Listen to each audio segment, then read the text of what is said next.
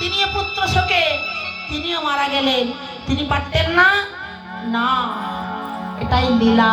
জীবকে চোখে আঙুল দিয়ে বোঝানোর জন্য আপনি আচরণ করে এই জীবকে শিক্ষা দিলে যে আমি ভগবান হয়ে যদি আমার সব কিছু শেষ করতে পারি,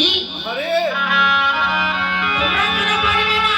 আমার এত যদুবংশ সব ধ্বংস হয়ে গেল। রামচন্দ্র সিংহাসন ছেড়ে এক বস্ত্রে মনে চলে গেল। পিতার আদেশ, হ্যাঁ, পিতৃ আজ্ঞা মাতৃসত্য, পিতৃসত্য মাতৃ আজ্ঞা পালনের জন্য জীবকে শিক্ষা দিলেন। আমি যদি সিংহাসন পরিত্যাগে করে রাজ ঐশ্বর্য বিসর্জন দিয়ে আমি যদি পথের কাঙাল হয়ে যেতে পারি এক কাপড়ে বনবাসে, তোমরা আমাকে দেখে তৈরি হও। বিষয় বৈভব গাড়ি বাড়ি সবকিছু ছেড়ে তোমাদেরও একদিন আমার মতো পথের ভিখারি হয়ে এক কাপড়ে চলে যেতে হবে সেই শ্মশান ঘাটে। তাই গৌর হরি বল বাবা জীব শিক্ষা। গৌর হরি কাঙাল হয়ে আসলেন। আগামী দোল পূর্ণিমার দিন আমার গৌর হরির জন্ম। ফাল্গুনী পূর্ণিমা তিথি, নক্ষত্র ফাল্গুনী, শুভক্ষণে জন্মিলেন গৌর গুণমণি। দোল পূর্ণিমার দিন আসলেন কেন?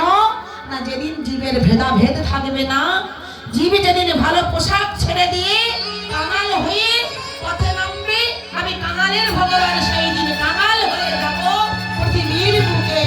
আমি হয়ে কাঙালের ভগবান। তিনি ওই দোল পূর্ণিমার দিনটা বেছে নিলেন যে মানুষ যেদিন ভালো পোশাক আশাক ছেড়ে সব কিছু ছেড়ে যদি রাস্তায় নামবে কাঙাল হয়ে।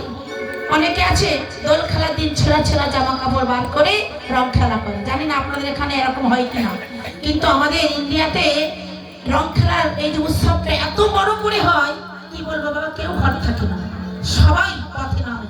সবাই ওই হোলির দিনটা এত সুন্দর করে পালন করা হয়। সবাই আমরা রং খেলি, সবাই খুব আনন্দ করি। এই সবাই যেদিন পথে নামবে, আমিও সেদিন কাঙালের ভগবান তোমাদের সঙ্গে সহচর হয়ে আমিও কাঙাল হয়ে কাঙালের ভগবান পৃথিবীর বুকে আসবো তোমাদের চোখের জল মুছে দেওয়ার জন্য। তাই তিনি আসবেন।